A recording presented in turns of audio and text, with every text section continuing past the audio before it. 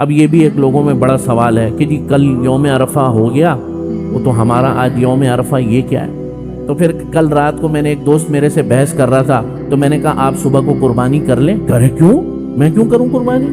تو میں نے کہا اگلے دن 10 ہے نا، اگر تمہاری 9 کل تھی تو آج تو 10 ہے، تو قربانی کر لو۔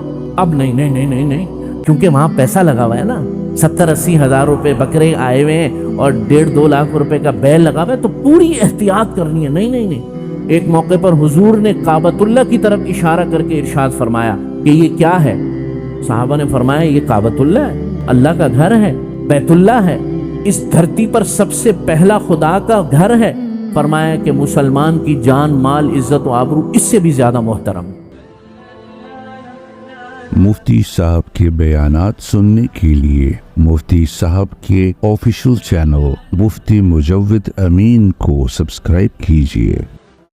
بزرگان محترم، برادران اسلام، آج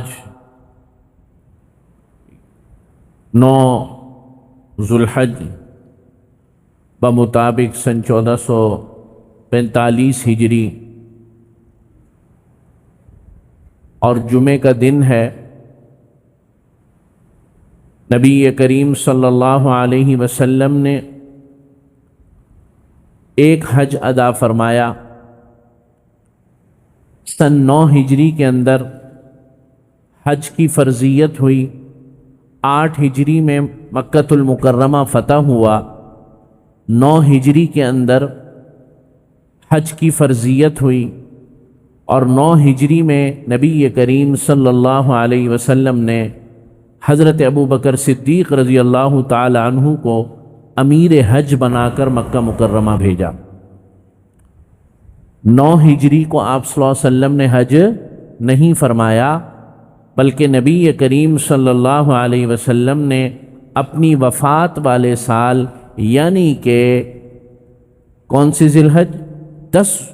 10 ہجری کو آپ علیہ السلام نے حج فرمایا، اپنی وفات والے سال، اور 9 ہجری کو آپ علیہ السلام نے حج کا امیر بنا کر بھیجا حضرت ابوبکر صدیق رضی اللہ تعالیٰ۔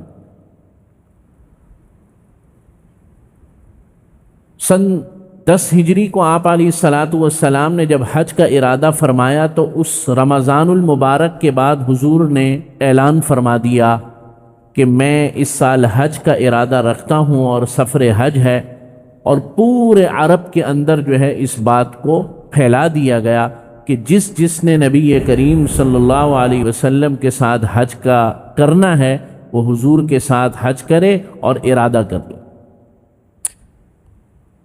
چنانچہ 25 ذوالقعدہ کو نبی کریم صلی اللہ علیہ وسلم نے اپنے سفر کا آغاز فرمایا مدینہ منورہ سے مکہ مکرمہ، اور 4 تاریخ کو، ذوالحج کی 4 تاریخ کو آپ صلی اللہ علیہ وسلم مکہ مکرمہ پہنچ گئے، عمرہ ادا کیا آپ علیہ السلام نے، اور 4 دن قیام فرمایا، اور 8 تاریخ کو آپ علیہ السلام منا تشریف لے گئے، جو کہ حج کا پھر آگے کے مناسک ہیں۔ 25 تاریخ کو چلے، 8 دن کا سفر ہوا، 4 تاریخ کو حضور علیہ السلام مکہ مکرمہ پہنچے اور عمرہ ادا کیا۔ عمرہ ادا کرنے کے بعد آپ علیہ السلام نے 4 دن مکہ میں قیام فرمایا، اور 8 تاریخ کو آپ علیہ السلام منا تشریف لے گئے۔ حج کے مناسک کب سے شروع ہوتے ہیں؟ 8 تاریخ سے۔ 8 کو حضور جو ہے چلے گئے، تشریف لے گئے منا، اور 9 کو جو ہے آپ علیہ السلام نے خطبہ حجۃ الوداع دیا۔ حج کی فرضیت اور حج کے احکامات آج کی نشست میں بتلانا مقصد نہیں ہے، بلکہ نبی کریم صلی اللہ علیہ وسلم نے حجۃ الوداع کے موقع پر، اپنے حج کے موقع پر آپ علیہ السلام نے امت سے جو باتیں ارشاد فرمائیں ان کو دہرانا آج کی نشست میں مقصد ہے۔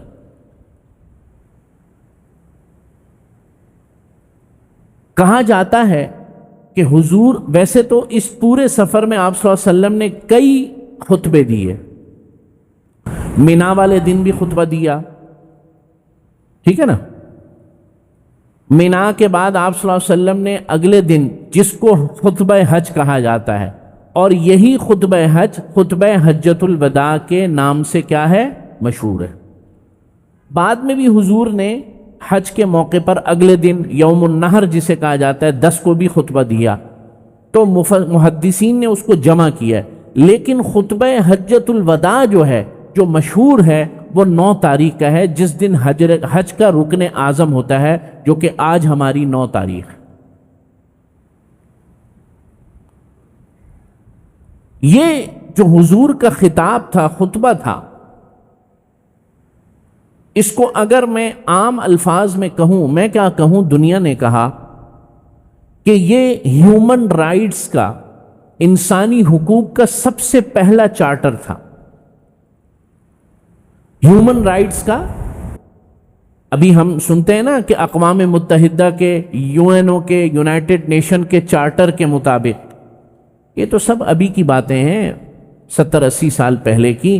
نبی کریم صلی اللہ علیہ وسلم نے انسانیت کا جو پہلا چارٹر حقوق کا ادا فرمایا ہے، جو دیا ہے، وہ آج سے 1400 سال پہلے خطبہ حجۃ الوداع کے موقع پر ارشاد فرما دیا۔ اور یہ جو UN کا چارٹر ہے، آپ اس کو پڑھ لیں، یہ ڈکٹو کاپی ہے، اس کی ہو بہو کاپی ہے۔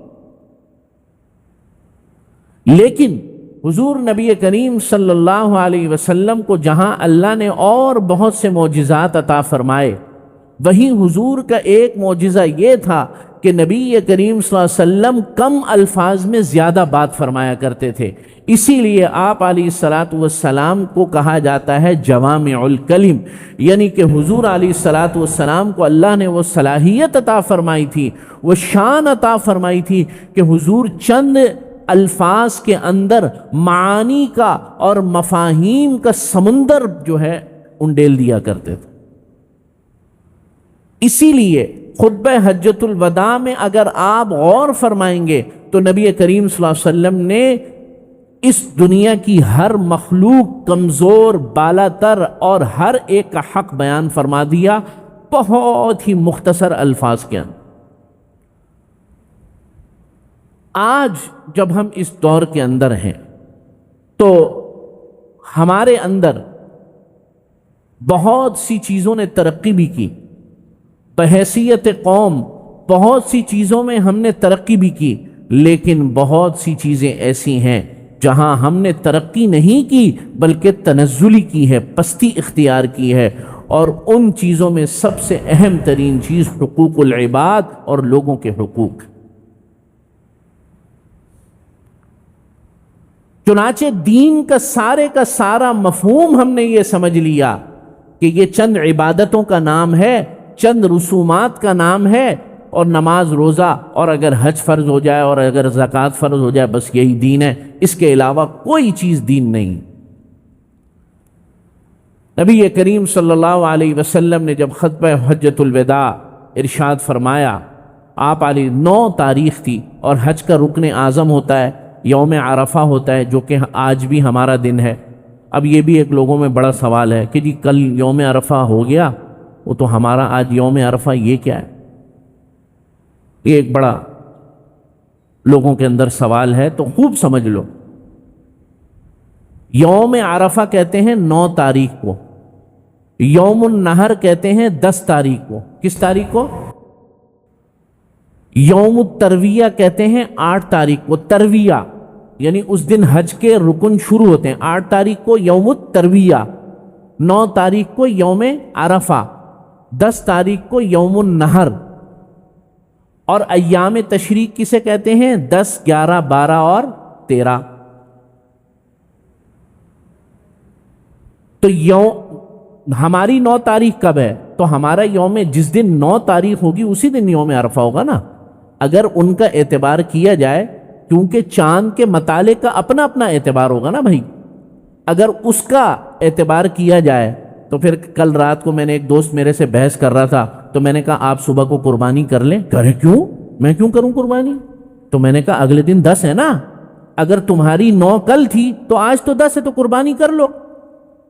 اب نہیں, کیونکہ وہاں پیسہ لگا ہوا ہے نا, 70-80 ہزار روپے بکرے آئے ہوئے ہیں اور 1.5-2 لاکھ روپے کا بیل لگا ہوا ہے, تو پوری احتیاط کرنی ہے. نہیں.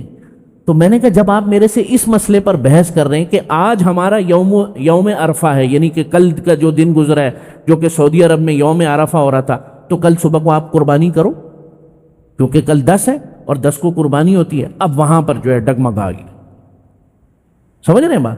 تو بھائی علماء کی بات پر اعتبار کیا کرو. ایک سورج کہاں نکلا ہوا ہے, اس وقت آسٹریلیا کے اندر نماز عشاء ہو رہی ہے, تو ان کا وہ مطلع ہے, ہمارا اپنا مطلع, ہمارا ظہر کا وقت ہے. تو یہ تو کوئی ایسی نہ سمجھنے والی بات نہیں ہے. خیر, تو آپ علیہ الصلوۃ والسلام نے اتفاق سے اس دن جمعے کا دن تھا, آپ علیہ الصلوۃ والسلام اپنی اونٹنی پر تشریف فرما ہوئے اور کچھ خطاب کیا. حضور علیہ الصلوۃ والسلام نے سب سے پہلے اللہ رب العزت کی حمد و ثنا بیان کی, اور سب سے پہلے آپ علیہ الصلوۃ والسلام نے اللہ تعالیٰ کی حمد و ثنا بیان کی, اور اس کے بعد آپ علیہ الصلوۃ والسلام نے تفاخر کا خاتمہ فرمایا. تفاخر کہتے ہیں فخر کرنے کو, اس کی مذمت فرمائی, غرور کی مذمت فرمائی. غرور الگ چیز ہوتی ہے, فخر الگ چیز ہوتی ہے. فخر اور غرور میں فرق ہے. غرور تو اپنی ذات کا ہوتا ہے, ٹھیک ہے نا.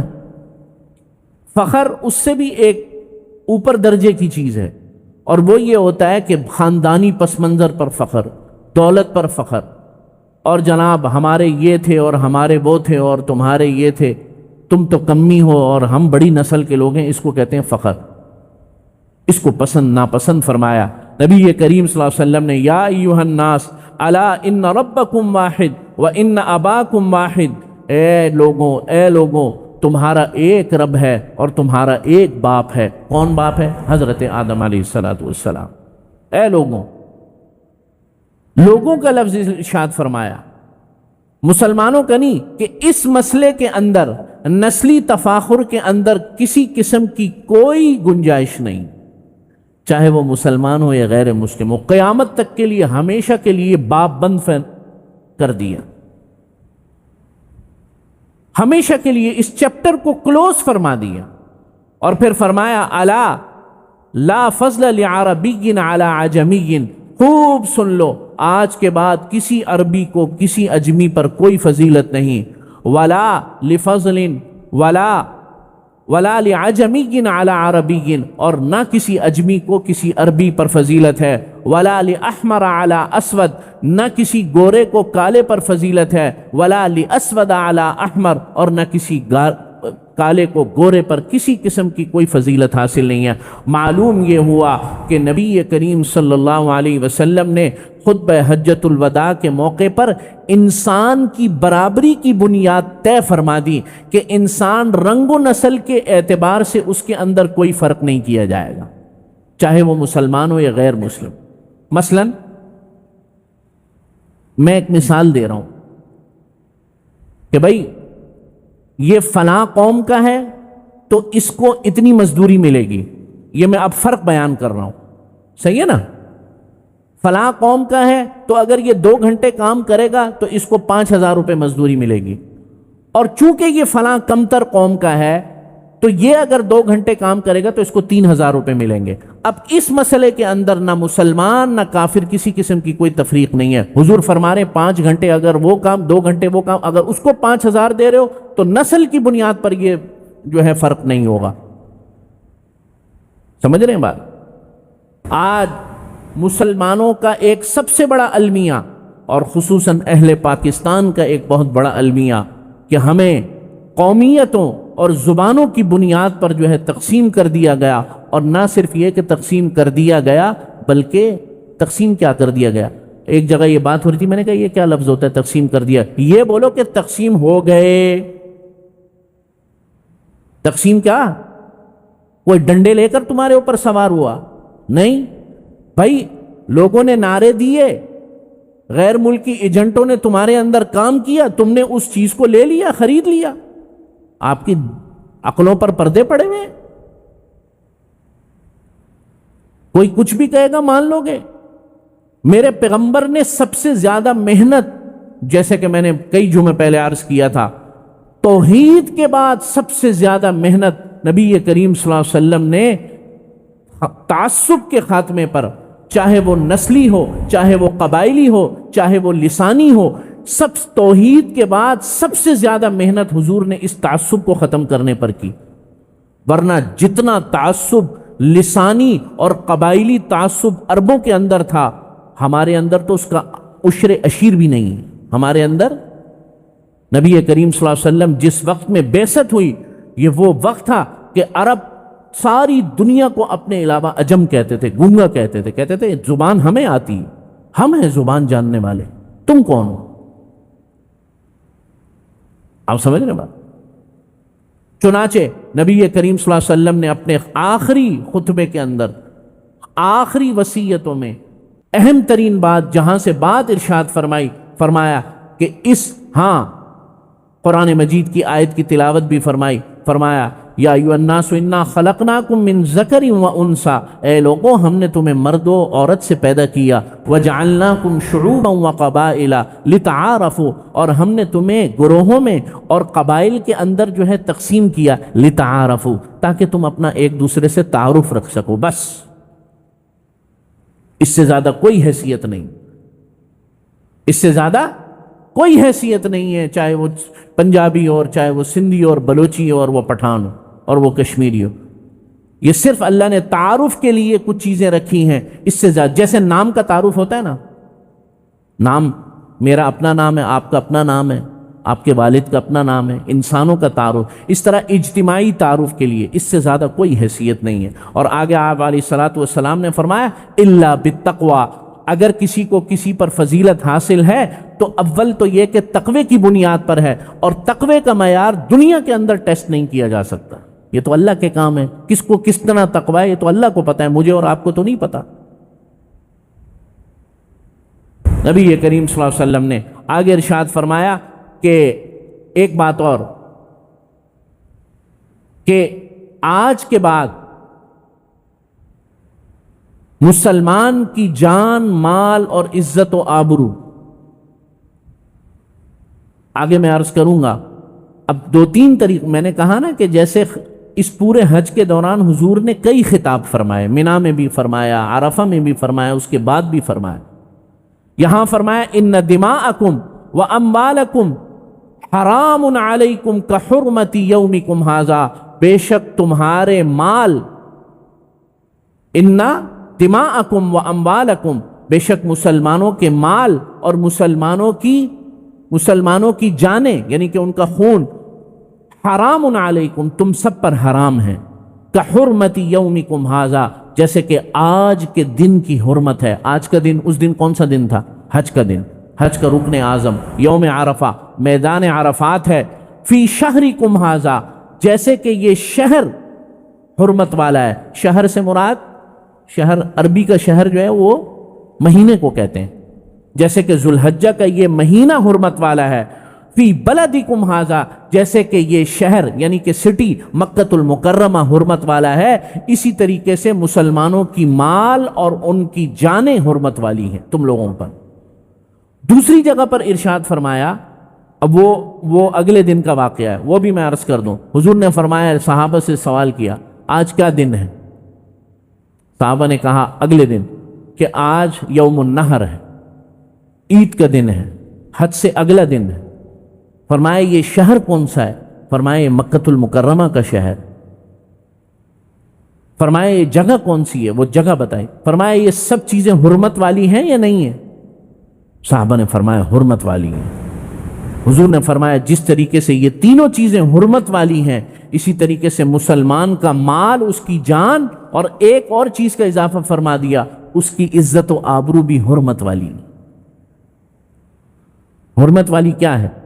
کہ حرام ہے تم لوگوں پر اس کو نقصان پہنچانا، کسی مسلمان کی جان کو، کسی مسلمان کے مال کو، کسی مسلمان کی عزت کو نقصان پہنچانا، یہ میرے اور آپ کے اوپر حرام ہے، ناحق حرام ہے۔ آپ سمجھ رہے ہیں بات؟ آج جان کا تو واقعات اللہ معاف فرمائے، ویسے تو قتل و قتال مسلمان معاشروں میں بھی عام ہو گیا، اللہ ہم سب کی حفاظت فرمائے، لیکن چلو اس کے اندر ایک بڑا گناہ ہے، لیکن مال اور عزت کے معاملے میں، اور خاص طور پہ عزت کے معاملے میں، عزت ایک ایسی چیز ہے جو ہم سب نے ایک دوسرے کے لیے حلال کی ہوئی ہے، جیسے کہ روٹی حلال کی ہوئی۔ پیغمبر کہہ رہے ہیں کہ مسلمان کی عزت و آبرو اس دن کی حرمت سے بھی زیادہ ہے۔ ایک موقع پر حضور نے کعبۃ اللہ کی طرف اشارہ کر کے ارشاد فرمایا کہ یہ کیا ہے؟ صحابہ نے فرمایا یہ کعبۃ اللہ ہے، آپ کا گھر اللہ کا گھر ہے، بیت اللہ ہے، اس دھرتی پر سب سے پہلا خدا کا گھر ہے۔ فرمایا کہ مسلمان کی جان، مال، عزت و آبرو اس سے بھی زیادہ محترم ہے۔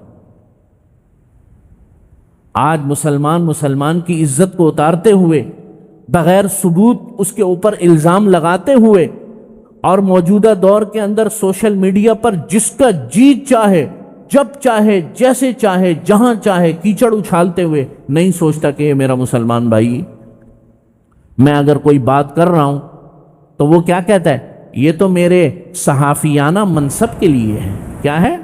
میں تو صحافی ہوں۔ صحافی ہے تو اس کا مطلب یہ ہے جو گند بلا اور جو حرام کاری کرے اس کے لیے جائز ہے۔ صحافی ہونے کا یہ مقصد ہے، جرنلسٹ ہونے کا یہ مقصد ہے۔ کسی سے سوال پوچھو نا، بھائی آپ نے یہ بات کی ہے، اللہ کو نام لے، وہ کہتا ہے میں جرنلسٹ ہوں۔ پاکستان کے اور دنیا کے اس طبقے نے، جرنلسٹ طبقے نے، صحافی طبقے نے اپنے لیے حلال کر دیا ہے اس چیز کو کہ وہ جس کا جی چاہے جو ہے وہ عزت و آبرو اتار دے، تار کر دے، اس کو کوئی پوچھنے والا نہیں۔ حکومتیں قانون بناتی ہیں، لڑتے ہیں، اچھا جی کیوں احتجاج کر رہے ہیں؟ کہ جی ہم سے کہہ رہے ہیں کہ خبر پر ثبوت دو، ہم کیوں ثبوت دیں؟ لڑائی کس بات پہ ہو رہی ہے؟ کس بات پہ ہو رہی ہے؟ یعنی یہ بالکل ایسے ہی ہے کہ چور احتجاج کریں کہ بھائی کیوں احتجاج کر رہے ہو بھائی، سارے چور اکٹھے ہو جائیں کراچی کے، تو بھائی کیوں احتجاج کر رہے ہو؟ تو چور آگے سے بولے کہ بھائی ہمیں چوری سے روک رہے ہیں، یہ کوئی بات ہے؟ یعنی اس حد تک جھوٹ اور دوسروں کی عزتوں کو تار کرنا حلال سمجھ لیا گیا کہ اگر کوئی مملکت یا کوئی حکومت قانون اول تو بناتے نہیں ہے، اگر بنائے تو سارے کہتے ہیں کہ بھئی ثبوت کیوں مانگتے ہو؟ یہ تو صحافیانہ حقوق کی خلاف ورزی ہے۔ پیغمبر کیا فرما رہے ہیں؟ آپ ارشاد فرما رہے ہیں، آپ خود فیصلہ فرمائیں۔ آگے اللہ کے نبی فرماتے ہیں کہ الا کل شیء من امر الجاہلیہ تحت قدمی موزون، آج کے بعد جہالت کی تمام رسومات میرے قدموں تلے ہیں، آج کے بعد میں ان سب کو، جہالت کی تمام رسومات کو رونتا ہوں۔ مثلا میں ایک دو عرض کر دوں، جہالت کی رسومات میں ایک رسم یہ تھی کہ مثال کے طور پہ خانہ کعبہ اور کعبۃ اللہ کے اندر بت رکھے ہوئے تھے، کعبۃ اللہ کا ننگے ہو کر طواف کیا جاتا تھا۔ آپ صلی اللہ علیہ وسلم نے فرمایا جہالت کی زمانے جاہلیت کی ہر چیز ختم۔ اور پھر حضور نے فرمایا وَدِمَاءُ الْجَاهِلِيَّةِ موزون، جتنے بھی قتل جاہلیت کے زمانے میں ہوئے تھے تمام کے تمام قتل جو ہے وہ معاف، مطلب اب ان کا کوئی آگے بدلہ نہیں لیا۔ پھر حضور نے فرمایا کہ سب سے پہلے میں اپنے خاندان کا قتل معاف کرتا ہوں، ربیعہ بن حارث کے بیٹے کا۔ یہ ایک لمبی داستان ہے، میں صرف عرض کر دوں، ٹائم کم ہے۔ ربیعہ بن حارث بنو ہاشم کا ایک بچہ تھا، ربیعہ بن حارث بنو ہاشم کے ایک بڑے معزز فرد تھے، ان کے بچے کو قتل کر دیا گیا تھا اور وہ بڑا چھوٹا تھا، نومولود تھا۔ اس حالت میں اس کو قتل کیا تو حضور نے فرمایا آج میں اپنے خاندان کا قتل سب سے پہلے معاف کرتا ہوں۔ اس کے بعد قتل و قتال کی جو سلسلے چل رہے تھے عرب معاشرے میں وہ ختم۔ اور پھر حضور نے فرمایا آج کے بعد سود کی تمام قسمیں میں ختم کرتا ہوں، آج کے بعد سودی لین دین ختم۔ ہاں، جس کے ذمے میں ایکچوئل رقم ہے، جو قرض حسنہ ہے یا جس کو ادا کرنی ہے یا کوئی سامان خریدا ہوا ہے، اس کی جو رقم ہے وہ تو ادا کرنی ہوگی، لیکن سود کی تمام رقموں کو میں آج کے بعد ختم کرتا ہوں، کوئی سود وود نہیں ہوگا۔ یہ حضور نے ارشاد فرمایا۔ اور پھر آخر میں حضور نے ارشاد فرمایا فاتقوا اللہ فی النساء، اے میرے دوستو، اے میرے لوگوں، عورتوں کے معاملے میں اللہ سے ڈرنا، عورتوں کے معاملے میں اللہ سے ڈرنا۔ کہ یہ کمزور مخلوق ہے، ان کے اوپر ظلم نہ کرنا، اور پھر فرمایا کہ غلاموں کے معاملے میں اللہ سے ڈرنا، یعنی آپ علیہ الصلاۃ والسلام نے یہ فرمایا کہ جتنی بھی کمزور مخلوق ہیں دنیا کے اندر، سب کے معاملے میں اللہ سے ڈرنا، ان کے اوپر ظلم نہ کرنا۔ آج ہمارے یہاں خواتین پر ظلم جو ہے اس شکل میں تو نہیں ہے جس شکل میں پہلے ہوتا تھا جاہلیت میں، لیکن طریقہ کار بدل گئے، طریقہ کار بدل گئے۔ غلامی کا زمانہ تو ختم ہو گیا، لیکن مزدوروں پر ظلم اسی طریقے سے ہے، عام آدمی پر ظلم اسی طریقے سے ہے۔ میرے عزیز دوستوں اور بزرگوں، اللہ رب العزت نے یہ جو ارشادات اللہ کے حبیب نے ارشادات فرمائے خطبہ حجت، یہ میں نے چیدہ نکات آپ کے سامنے عرض کیے، اس میں سے اگر آپ 2-4 بھی لے لیں، آپ کی زندگی اور معاشرے کی زندگی جنت نما ہو جائے گی۔ اللہ سے دعا ہے اللہ تعالی ہم سب کو توفیق عمل نصیب فرمائے۔ وآخر دعوانا الحمدللہ۔